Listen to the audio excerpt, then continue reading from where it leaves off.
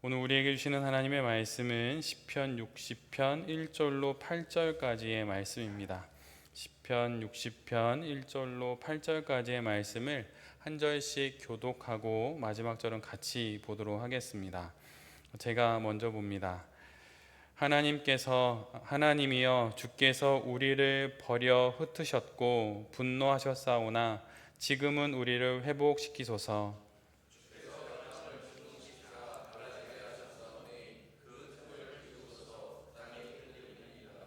주께서 주의 백성에게 어려움을 보이시고 비틀거리게 하는 포도주를 우리에게 마시게 하셨나이다.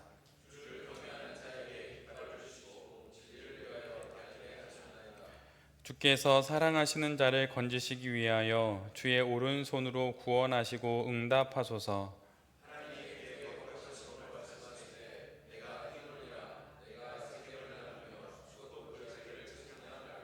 길르앗이 내 것이요 므낫세도 내 것이며 에브라임은 내 머리의 투구요 유다는 나의 규이며 모압은 나의 목욕통이라. 에돔에는 나의 신발을 던지리라.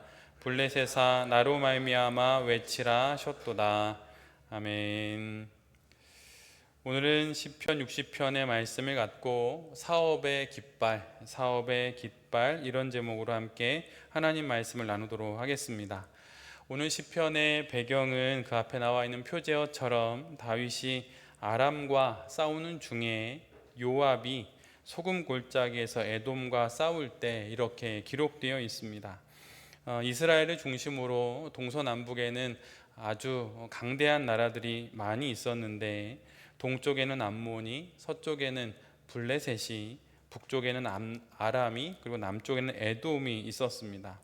그런데 지금 다윗은 두 개의 전쟁을 동시에 치르고 있는 것입니다. 북쪽의 아람과 2년여가 넘는 기간 동안 전쟁을 벌이고 있었는데 남쪽의 에돔이 이때를 틈타서 공격해 온 것입니다. 북쪽을 신경 쓰느라 잠시 소홀히 했던 남쪽이 공격을 받아서 무너지게 생긴 것이지요. 이에 다윗은 요압을 보내어서 소금 골짜기에서 에돔을 무찌르도록 합니다. 성경을 보면 다윗은 이 두 개의 전쟁 모두에서 승리를 거둡니다.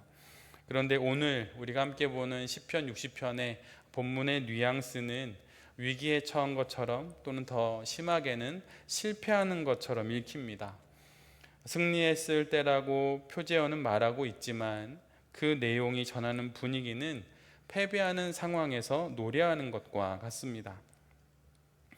즉 오늘의 말씀은 위기와 또 승리의 사이에서 드린 기도이고 절망 가운데서 승리를 가져다 준 그런 기도이고 또한 싸우면서 드린 기도가 바로 오늘의 시편입니다.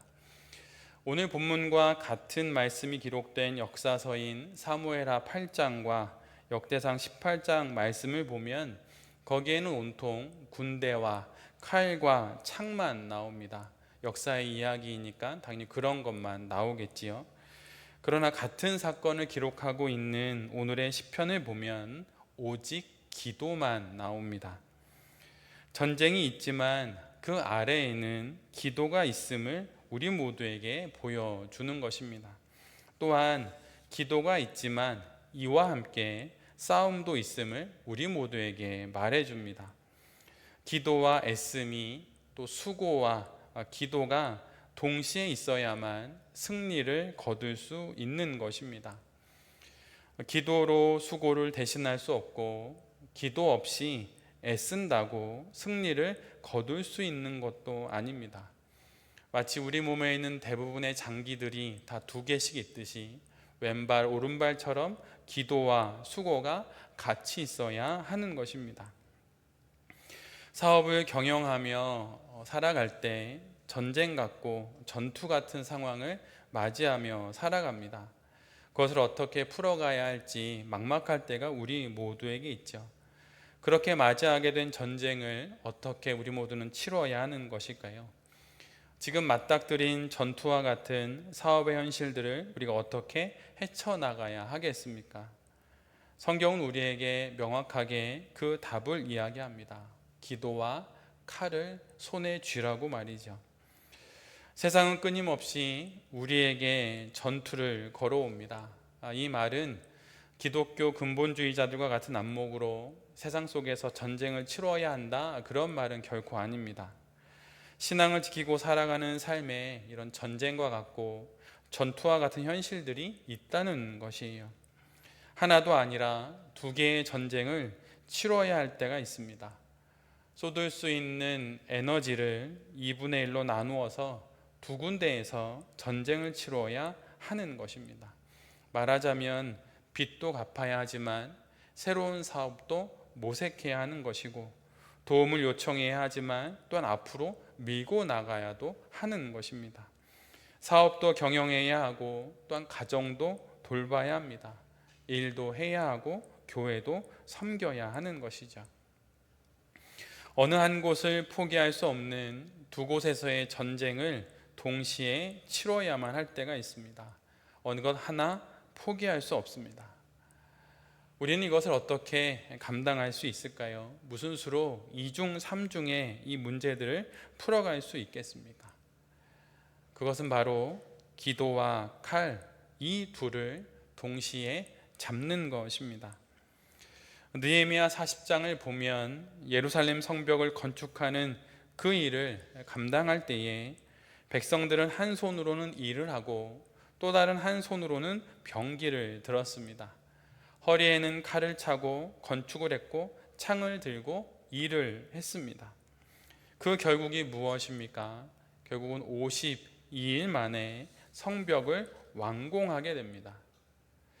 다윗이 두 개의 전쟁을 동시에 감당할 수 있었던 이유와 느헤미야가 성벽 재건의 일을 완수하셨던 이유는 기도와 칼, 이 둘을 동시에 잡았기 때문입니다. 사업의 세계에서도 마찬가지입니다. 사업은 결코 나이스하지 않습니다. 직장 생활도 결코 평탄하지 않습니다. 매번 그렇게 어렵고 또 힘든 일만 계속 있는 것은 아니지만 돌파해내야만 하는 상황들을 우리 모두가 맞이하고 살아갑니다. 그때 필요한 것이 무엇입니까? 바로 기도와 칼입니다. 이것을 두 손에 쥐고 사업을 해 나가는 것이에요. 혹시 너무 기도만 잡고 일하고 계시진 않습니까? 여러분, 그렇다면 언젠가 무너지게 될 것입니다. 또한 너무 칼만 쥐고 살아가고 계진 않으십니까? 여러분, 반드시 끝나는 경우를 맞이하게 될 것입니다. 칼과 기도를 손에 쥐고 지금 맞이하고 있는 일에 집중해야 합니다. 그리고 그 문제를 통과해낼 무기인 기도와 칼을 손에서 놓치지 말아야 합니다. 이 예배에 나오는 것이 내 손에 쥔 기도를 더욱 견고히 붙잡는 일이 됩니다. 그리고 여러분, 시간을 내어서 기도를 하십시오. 제발 기도를 하십시오.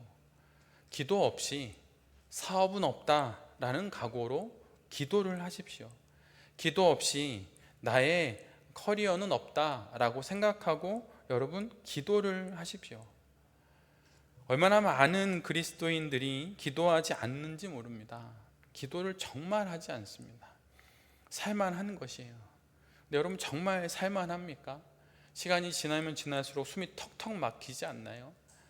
그것은 영혼의 호흡이 끊겼기 때문입니다. 여러분, 기도하셔야 해요. 누구와 이야기할 때, 파트너와 이야기할 때 10분, 20분 전화 통화하는 건 참 쉽지 않습니까? 그런데 하나님 앞에 단 10분 기도하는 것이 그렇게 어려워요. 여러분, 그렇기 때문에 사업이 어려운 것입니다. 기도하지 않기 때문이에요. 그리고 또 하나, 사업에 필요한 칼을 갈고 닦아야 합니다.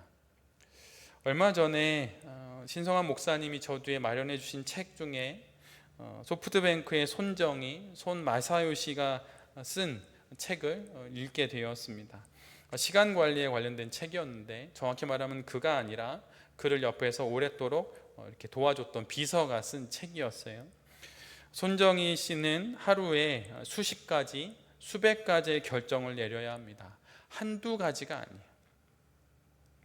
전쟁이 한두 개가 아니라 수십 가지, 수백 가지 그리고 온 세계에 퍼져 있습니다. 그래서 그는 15분 단위로 시간을 구분하여서 일합니다. 회의의 가장 앞에 무조건 결론을 말합니다. 임원과 직원들은 지난번 논의한 일의 결과를 갖고 회의에 들어와야 해요. 그리고 회의에서 아직 검토 중입니다 라고 말하면 그냥 밖으로 내쫓습니다. 그는 사업을 하기 위해 갈고 닦은 모든 것들을 총동원해서 그 일을 해나가고 있는 것이에요. 그의 말 한마디와 결정에 따라 수백억 달러, 수천억 달러가 오고 갑니다. 그는 자신이 마주한 문제들을 풀어내기 위해 혼신의 힘을 기울입니다. 자기 손에 쥔 모든 도구를 갈고 닦습니다. 그는 신앙은 없는 사람으로 보여요. 근데 여러분, 성도는 어떻게 그러면 해야 하겠습니까? 그 이상으로 해야 하는 것이에요. 마치 동아리 활동하듯이 여러분, 이래서는 안 됩니다. 문화센터 다니듯이 사업해서는 안 됩니다. 그건 사업이 아니에요. 성도는 그 이상이어야 합니다. 기독사업가는 그 이상이어야 하는 것이에요. 기독교인들의 아주 희한한 면이 있습니다. 일을 하다 보면, 교회가 아닌 곳에서 일을 하다 보면, 같은 기독교인들인데 같이 일을 하다 보면 사업을 이야기하면 사역이라고 말합니다. 그리고 사역의 관점으로 이야기하면 자기는 직장인으로서 여기서 사업하러 왔다고 말해요. 교묘하게 틈을 타고 결국은 성과를 내지 않습니다. 그래서 그냥 사업을 하는 사람만 못하게 일을 하고 사역을 하는 사람만 못하게 사역을 합니다. 그런 사람들이 정말 많아요. 기독교라고 하는 이름을 붙여놓고 사업을 합니다. 뒤통수 치고 기독교입니다라고 마음을 열어놓게 한 다음에 오히려 세상 사람들보다 더 못하게 일을 합니다. 그러나 여러분, 기독사업가는 그 이상을 하는 사람이에요. 세상 사업가 이상의 사업의 모습으로, 세상의 그 어떤 사역자 그 이상의 모습으로 그 일을 해나가는 사람입니다. 그래서 너무 힘든 것이에요. 사업가로서의 자질과 기술을 갈고 닦는 일에 여러분 열심을 내야 하고, 그것이 거룩한 것입니다. 한 손에는 기도를, 한 손에는 칼을 손에 쥐고 일하는 것이 바로 우리가 해야 할 이 사업에 대한 우리의 태도인 것이에요. 그렇게 일하는 것이 하나님을 경외하는 것입니다. 오늘 본문 4절을 보면 주를 경외하는 자에게 깃발을 주시고 진리를 위하여 달게 하셨나이다, 이렇게 말합니다. 하나님을 경외하는 자에게 주시는 것이 바로 그분의 깃발입니다. 무엇입니까? 승리라는 것이에요. 하나님을 경외하는 자에게 승리를 주시겠다고 말씀하고 있습니다. 하나님의 이름은 성경 속에 많이 등장합니다. 여호와 라파, 여호와 샬롬, 여호와 이레 많이 있지요. 그러나 하나님의 또 다른 이름은 여호와 니시입니다. 여호와는 나의 깃발. 출애굽기 17장에 보면 하나님의 백성들은 출애굽 이후에 첫 번째로 전쟁을 벌입니다. 아말렉과의 전쟁을 벌이게 될 때에 그 전쟁이 어떻게 전개가 됩니까? 모세는 두 손을 들고 기도를 합니다. 그가 손을 내리면 지고 손을 들면 이깁니다. 그리고 그 가운데 여호수아는 칼을 들고 전쟁을 벌입니다. 깃발을 주신다는 것은 승리를 주신다는 것이고 우리를 응원하신다는 것이에요. 그런데 하나님은 어떤 이에게 승리를 주시고 누구를 응원하시는 것입니까? 하나님을 경외하는 사람입니다.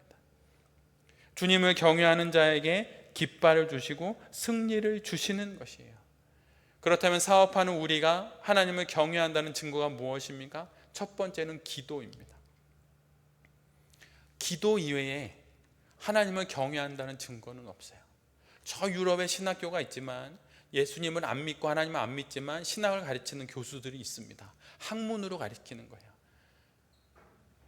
물론 우리의 모든 신앙의 근간은 성경이지만 성경책을 읽는 것만으로도 우리의 신앙에 은혜가 끼치는 부분이 있지만 내가 하나님께 정말 매달린다고 하는 증거는 기도입니다. 여러분, 기도하십시오. 사람들하고 사업을 논의하기 전에 기도를 먼저 하십시오. 그리고 내가 닦아야 할 사업적인 칼을 아주 갈고 닦으십시오. 그럴 때 나의 그 기도와 내 손에 쥔 그 사업의 날카로운 칼이 하나님을 경외하는 증거가 될 것이고, 그렇게 하나님을 경외하는 자에게 하나님께서 깃발과 승리를 허락해 주시는 것입니다. 사업 가운데 하나님을 경외하는 그 중심을 놓치지 마십시오. 그 증거가 바로 기도입니다. 이제 2026년 하반기가 시작이 됩니다. 다시 손에 기도와 칼을 쥐고 다가오는 여러 일들을 담대히 감당하고 하나님을 경외함으로 승리를 거두게 되는 여러분이 되실 수 있기를 주님의 이름으로 축원드립니다. 아멘.